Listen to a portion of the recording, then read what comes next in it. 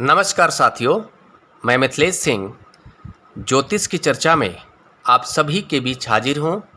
इसी के साथ आप सभी से आग्रह करता हूँ, चैनल को सब्सक्राइब करें, लाइक करें और शेयर करें। आज की चर्चा का विषय है मकर लग्न एवं मकर राशि होने पर सूर्य की दृष्टि चंद्रमा पर जब पड़ती है तो किस प्रकार के प्रभाव देखने को मिलते हैं। सूर्य की दृष्टि चंद्रमा पर होने की वजह से जातक के व्यक्तित्व में किस प्रकार के बदलाव देखने को मिलता है, जातक के मन के ऊपर किस प्रकार के प्रभाव देखने को मिलता है, जातक के मन में किस तरह के बदलाव की स्थिति को ये दृष्टि प्रभाव जन्म देता है, इन सभी बातों की चर्चा करेंगे। आप सभी के सामने ये मकर लग्न का चार्ट है। पहले भाव में 10 नंबर लिखा हुआ है। आप सभी जानते हैं 10 नंबर राशि मकर राशि होती है और लग्न भाव में 10 नंबर लिखा होना बताता है कि जातक की राशि मकर राशि है और मकर राशि लग्न भाव में बनना यह बताता है कि जातक का लग्न मकर लग्न हो गया और चंद्रमा मकर राशि में ही होकर लग्न भाव में ही विराजमान है। चंद्रमा का मकर राशि में होकर विराजमान होना बताता है कि जातक की राशि भी मकर राशि हो गई। मकर लग्न एवं मकर राशि का चार्ट है और सूर्य की दृष्टि चंद्रमा पर है। आप सभी जानते हैं सूर्य की 7वीं दृष्टि होती है। चंद्रमा पर सूर्य की दृष्टि होने के लिए सूर्य का 7वें भाव में विराजमान होना जरूरी है, जो कि इस लग्न चार्ट में सूर्य कर्क राशि में होकर 7वें भाव में विराजमान है और यहाँ पर बैठकर लग्न भाव पर अपनी दृष्टि डाल रहे हैं। लग्न भाव पर दृष्टि डाल रहे हैं और साथ में चंद्रमा पर भी अपनी दृष्टि डाल रहे हैं। इस लग्न चार्ट के अंदर लग्नेश शनि हो गए। आप सभी जानते हैं मकर राशि के स्वामी ग्रह शनि होते हैं। इसके फलस्वरूप हम ये कह सकते हैं कि जातक के लग्नेश शनि है और साथ में जातक की राशि भी मकर राशि है। इसके फलस्वरूप जातक के राशि के भी स्वामी ग्रह शनि हो गए। यानी जातक के लग्नेश शनि का मतलब है पर्सनालिटी का डेवलपमेंट शनि के प्रभाव में रहने वाला है, होने वाला है। जातक का मूल व्यक्तित्व शनि के प्रभाव में होगा।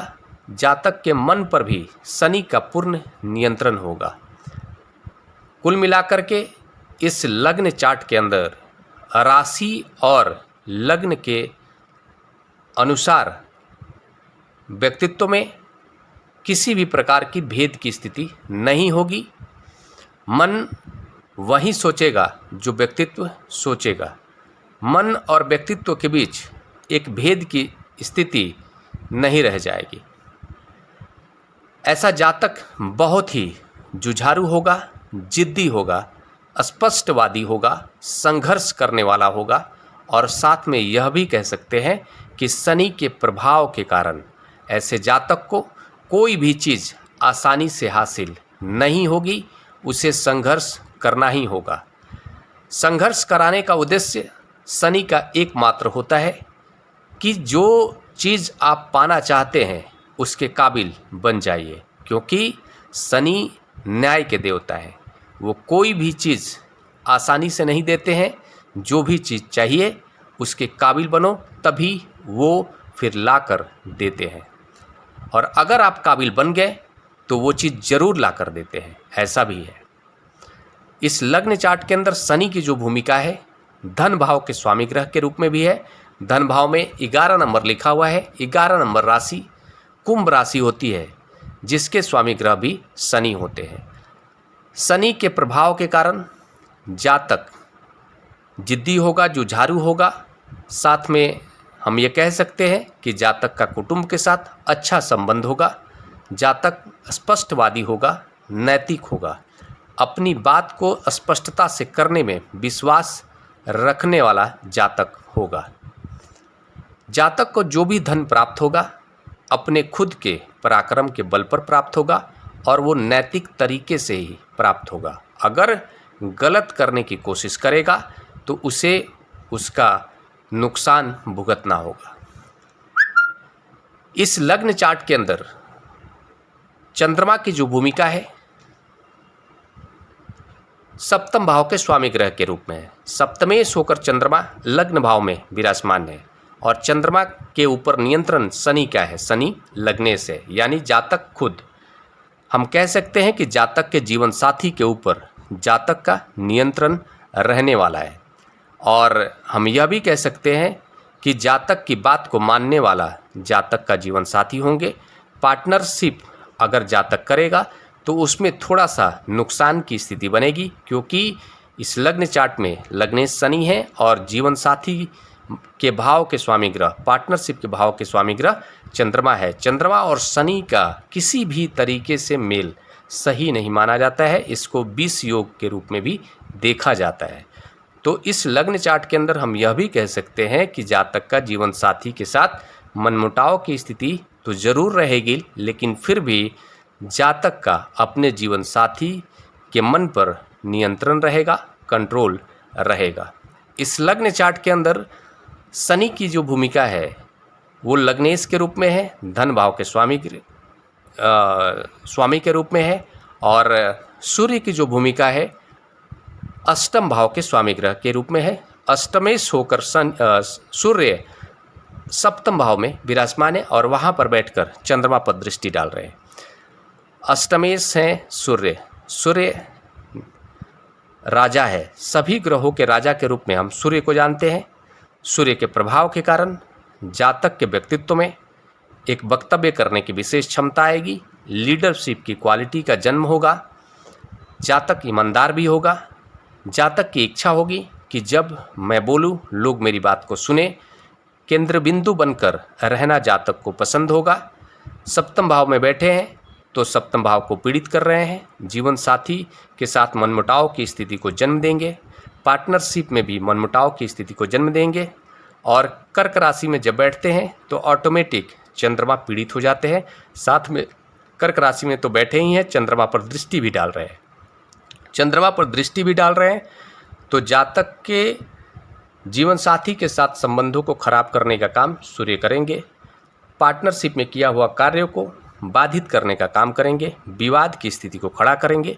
साथ में यहाँ पर लग्नेश शनि है और सूर्य का शनि के साथ किसी भी तरीके का संबंध नकारात्मक होता है तो जातक के खुद के व्यक्तित्व पर भी नकारात्मक प्रभाव देखने को मिलेगा। इसके फलस्वरूप हम यह कह सकते हैं कि जातक अष्टमेश होने के कारण जब सप्तम भाव से संबंध बनाएंगे तो जातक का जो जीवन साथी होंगी वो भी गूढ़ ज्ञानी होंगी, रहस्यवादी ज्ञान को जानने वाली होंगी, रिसर्चर होंगी, किसी भी क्षेत्र में रिसर्च करना उन्हें पसंद होगा। जातक खुद भी रिसर्च के प्रति अग्रसर होगा, चाहे किसी भी क्षेत्र में कार्य कर रहा हो उसमें कुछ न कुछ रिसर्च करता रहेगा। गूढ़ ज्ञानी होगा, ज्योतिष को जानने वाला होगा, मंत्र विद्या को जानने वाला होगा, सट्टा मार्केट पर अपनी पकड़ बनाकर रखने वाला जातक होगा।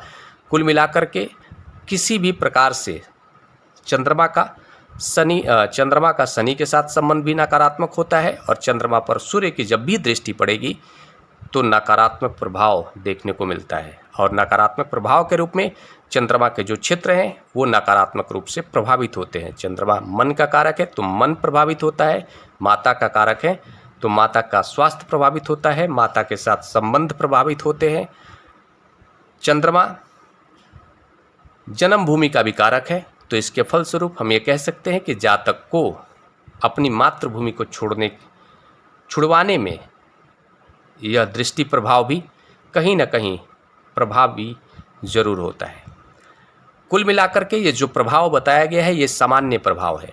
इन सभी प्रभावों में बदलाव को देखा जा सकता है, बढ़ोतरी भी देखा जा सकता है और कमी भी देखा जा सकता है और ये डिपेंड करेगा सभी ग्रहों का प्लेसमेंट किस प्रकार का है, सभी ग्रहों की दृष्टि, युति, डिग्री किस नक्षत्र में जाकर बैठे हैं।